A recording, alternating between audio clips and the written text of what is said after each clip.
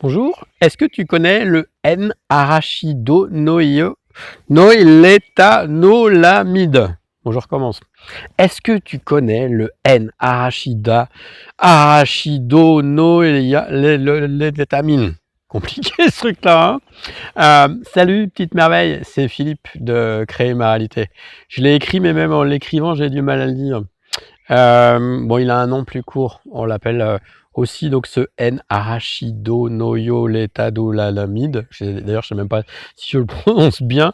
On l'appelle aussi l'anandamide. Anandamide. C'est un cannabinoïde endogène. Waouh, dis donc Philippe, t'es vachement savant ce matin.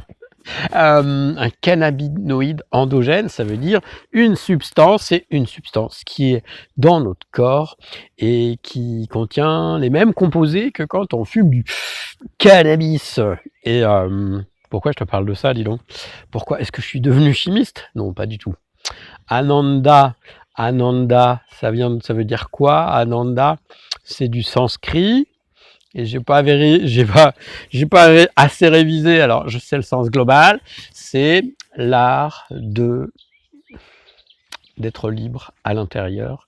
Très utilisé chez les yogis, chez les yogas. Alors, si tu es spécialiste du yoga, tu vas sans doute pas être content parce que j'écorche un peu le truc, mais tant pis pour toi si t'es pas content. Alors, pourquoi je parle de ça? Pourquoi je parle de ça? Parce que quand on pense à la joie, quand on a envie d'être joyeux, d'être heureux, comment on fait? Est-ce que ce qui te rend joyeux, est-ce ce qui te crée le bonheur en toi, est extérieur à toi?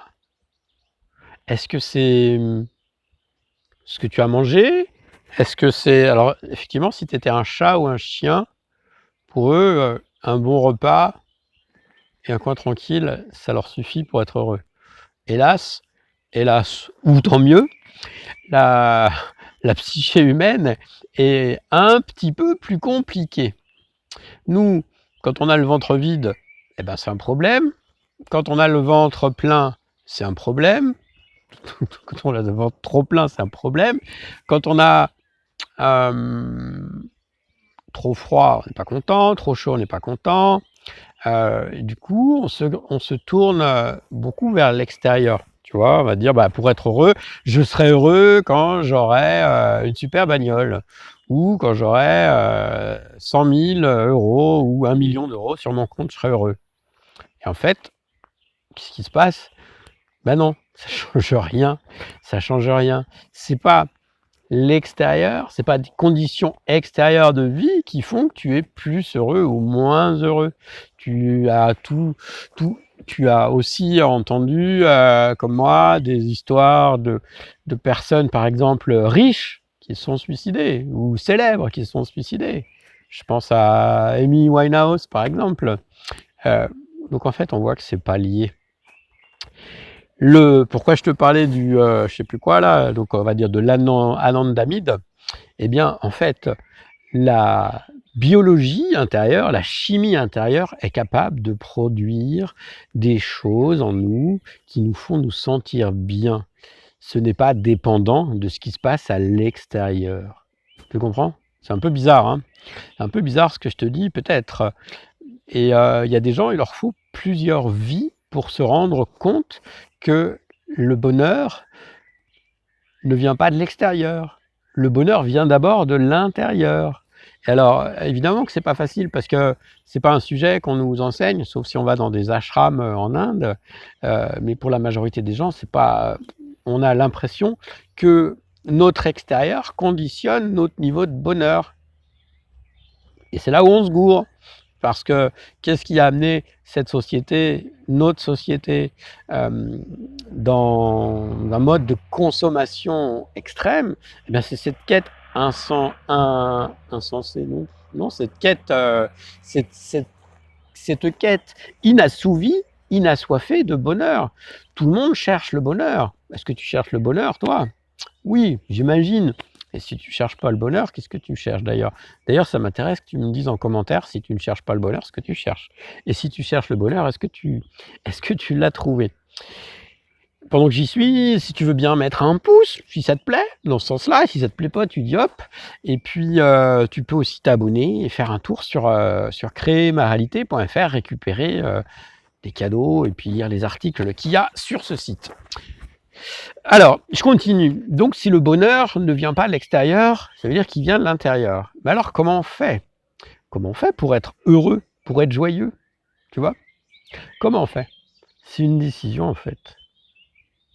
C'est une décision. Je décide d'être joyeux. Mais quoi qu'il se passe, que je sois malade, que je sois en bonne santé, que je sois pauvre, que je sois riche, que je sois ceci, cela, ça n'a pas... C'est moi qui décide comment je prends les choses. Ça paraît bizarre, hein. Et le plus simple, c'est de passer par le corps. Tu as un mental, mais tu as aussi un corps. Ok? Quand tu es dans ton mental, c'est là où généralement tu entraînes le plus de problèmes. Tu t'entraînes le plus de problèmes. Oh, qu'est-ce que je cafouille! Tu t'entraînes le plus de problèmes quand tu es juste dans ton mental. Le mental, il est très utile, mais quand ce sont des pensées qui tournent en boucle et en boucle et en boucle, qu'est-ce qui se passe? Tu es en train de ressasser des trucs. Et ça t'empêche d'être heureux. Pourquoi on est souvent... Pourquoi beaucoup de gens... mais je ne m'exclus pas du truc, hein, attention, je ne suis pas plus malin que toi. Pourquoi beaucoup de gens, par exemple, vont boire de l'alcool ou fumer des pétards ou prendre des substances pour aller mieux, pour se sentir bien? Pourquoi on fait ça? Simplement parce qu'on n'a pas trouvé encore le mode d'emploi de produire à volonté ce cannabis, je sais pas quoi, enfin la chimie qui correspond à cet état de bien-être. Et pourtant, il existe de nombreuses techniques qui permettent d'arriver à cette paisibilité. Alors on va en voir une là juste dans quelques instants. Mais toutes ces techniques, en fait, elles passent par le corps. Ça, c'est la clé. C'est vraiment la clé. Il y a longtemps, quand j'essayais de méditer, je dis bien essayer parce que c'était pas facile. Et en fait, je commençais direct, je me mettais, tu sais, dans la superposition du yogi là, comme ça, ah ouais, j'avais pas pris mon pied, tu sais, les bras, les doigts, les mains comme ça, et puis le dos bien droit, etc. Et bon, c'était pas hyper facile. Et c'est jusqu'au jour où je m'étais inscrit à un cours tu vois, du tai chi, et où j'ai découvert qu'en fait, avant de pouvoir calmer l'esprit, il fallait déjà calmer le corps. Et en fait, je me suis rendu compte que la méditation était au mental ce que le yoga est au corps. Je le répète, pas facile. La méditation est au mental ce que le yoga ou le tai chi est au corps. Tu vois, il y a aussi une science pour calmer son corps. Si tu n'as pas d'abord calmé ton corps, calmer et même plus que ça, plutôt habiter ton corps. Si tu n'es pas en train d'habiter ton corps, alors probablement tu es dans ton mental. Et si tu n'as pas fait cet exercice préalable, c'est beaucoup plus compliqué de méditer. Je ne sais pas si tu as remarqué, alors je parle moi de yoga et de tai chi, mais ça peut être n'importe quel sport, peut-être ça va être de la course, de la natation, etc. Est-ce que tu as remarqué, après une séance de sport, comment tu te sens dans ton corps? Est-ce que tu te sens plus stressé après une séance de sport ou moins stressé? Si tu es en train de me dire que tu es plus stressé après une séance de sport, pour toi, je te recommande plutôt non, j'allais dire une bêtise. Bah, c'est bizarre, c'est bizarre. Qu'est-ce que tu fais comme sport alors si tu es plus stressé après du sport? Je parle pas de la compétition, de se dépasser, de machin. Je parle juste de venir habiter ton corps. Quand tu fais des mouvements, eh bien, tu habites ton corps. Tu es dans ton corps, tu n'es pas en train de penser à des trucs. Tu vois ce que je veux dire? Et en étant présent dans son corps, c'est beaucoup plus facile de méditer ou de simplement calmer les pensées, d'être plus détendu, je dirais. Tu as compris ça? Et donc ça veut dire qu'en fait, le corps crée, toute notre chimie. Alors je t'ai parlé de ce truc-là, de ce nom savant et d'ailleurs qui a été découvert qu'en 92. Tu te rends compte? Ça veut pas dire qu'il n'existait pas avant et les hindous, ils savent ça depuis des millénaires. Alors nous, notre science, eh ben, elle aime bien tout décortiquer et tout décomposer, mais c'est pas nouveau. Il y a rien de neuf sous le soleil. C'est juste, peut-être pas ça nous était pas encore parvenu et puis c'est pas parce qu'on met des étiquettes sur les trucs que ça change, quelque chose. Donc j'ai donné là une technique que tu peux immédiatement mettre en œuvre. Alors je vais être obligé de poser mon téléphone pour te montrer. Je fais hop là, attention et regarde bien cette technique. C'est, alors je t'invite à le tester, hein, si tu as envie avec moi, plutôt que d'essayer des postures de méditation, des trucs compliqués. Hop, voilà. Alors je ne fais pas un geste grossier, hein, tu vois mon deuxième doigt là, ici, ok, le deuxième, en fait je le prends comme ça, waouh, et juste en faisant ça, je sens que ma respiration ventrale s'active. Je t'invite à tester. Me demande pas pourquoi, j'en sais rien. Les yogis, ils avaient des trucs qui marchaient et tu sais, moi j'ai une voiture, je sais pas trop comment ça marche, comment ça roule, mais ça roule et c'est ça le principal. Et c'est très bien qu'il y ait des gens qui testent et fais-le pendant que je te parle, hein. C'est très bien là qu'il y ait des gens qui cherchent à savoir, tous ces détails-là, c'est super, mais c'est pas forcément nécessaire de, comment dire?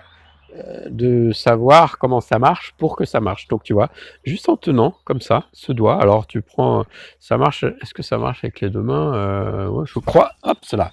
Ça marche sans doute avec les 2 mains et moi ça marche mieux comme ça avec celle-là. Enfin, c'est celle qui arrive de manière, spontanée et donc je remontre, hein. C'est vraiment je tiens là, ici, la base du doigt. Immédiatement, ça change quelque chose dans mon corps.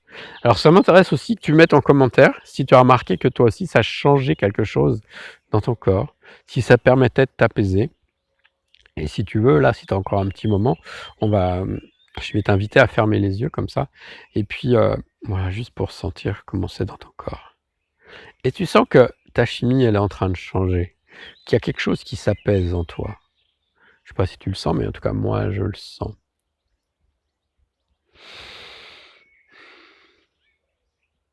Et tu sais, peut-être tu as remarqué, tu sais ce que c'est un mudra? Les mudras, le plus connu, c'est celui-là, mais il y en a plein d'autres, hein, en fonction de ce qu'on veut rechercher. C'est une science chez les hindous, ils ont vraiment développé cette science, cette connaissance et les mudras, tout de suite, ça crée quelque chose. Donc celui-là, peut-être qu'il a un nom, mais je connais pas son nom et et vraiment ça change tout, cette science du corps et alors, en guise de conclusion, pour aujourd'hui, tu peux évidemment déjà faire ça, puis voir. Alors, essaie de le faire, je sais pas, 5 minutes comme ça, puis vois comment tu te sens après. Et puis aussi, ce que je peux t'inviter à faire, si tu as envie d'aller, un peu plus loin, c'est de faire des recherches dans son corps. Tu vas chercher, par exemple, apaisement. Tu vas chercher des pratiques qui permettent de se sentir bien dans son corps.